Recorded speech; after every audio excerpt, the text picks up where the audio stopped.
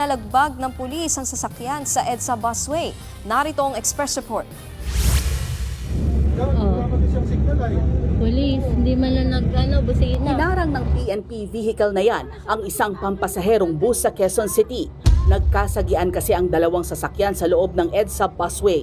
Makikita ang pulis na lumapit sa harap ng driver. Maraming witness, sir.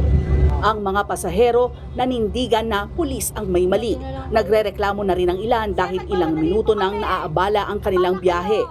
Sir, nagmamadali po kami. Abala kayo.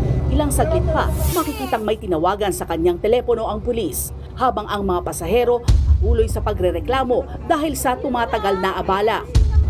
Gamitin na naman yung uniforme nila.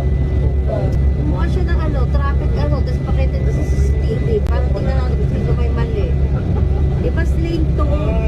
Sa kuha naman ng CCTV, nasa pulpa ang pagbagtas ng bus sa bus lane. Kitang lumiko ng linya ang naturang PNP vehicle at diretsong nahagip ang bus. Umabot na sa hepe ng PNP ang